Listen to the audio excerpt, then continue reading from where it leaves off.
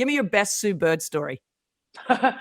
Best Sue Bird story. First time in Seattle growing up, first week before training camp, Sue's like, come over, I don't want you to be alone, like hang out. And I was like, first of all, Sue Bird's texting me. I'm still like shocked about that. Then she's asking me to come over. I'm like, what do I wear? Like, I'm like nervous, I'm kind of panicking. And so we get over and she's like just talking to me. She's like, hey, like how are things? I'm like, well, I just left college, so things are great. Like, I don't know, like I'm fine. Like, how do I connect with Sue?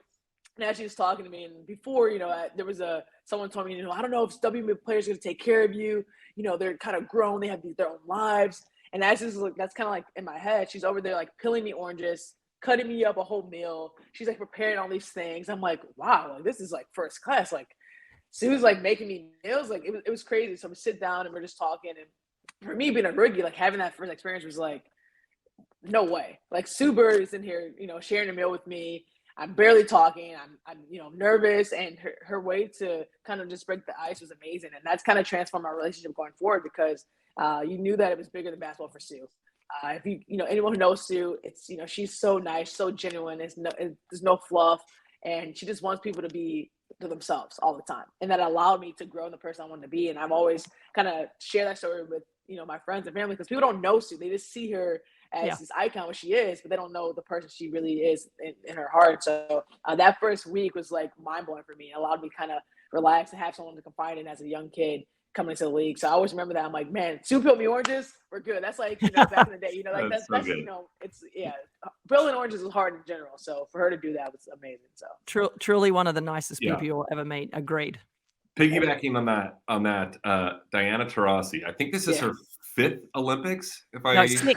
Six. Yeah. You have a Diana Taurasi story? I don't know if we could beat the Sue Bird peeling oranges story, but anything from I think her? it's going to be a little bit different, this one. Right?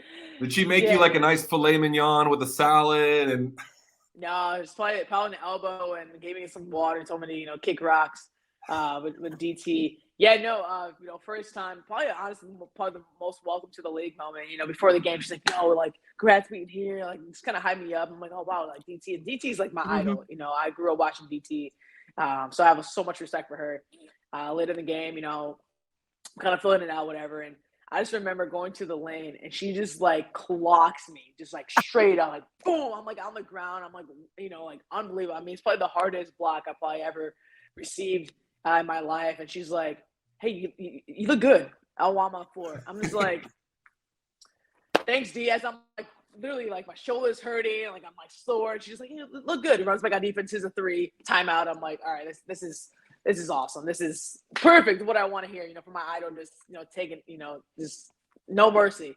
But me and DT have a great relationship, and she's awesome, and she's so competitive. I think that's why she plays with so much joy.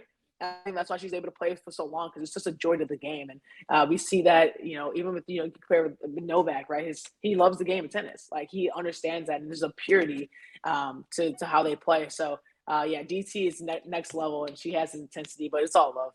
Oh my God, I think that's a great story. Talk about apples and oranges. With basically, by the way, DT and Sue Bird are best friends. So there you go on that front.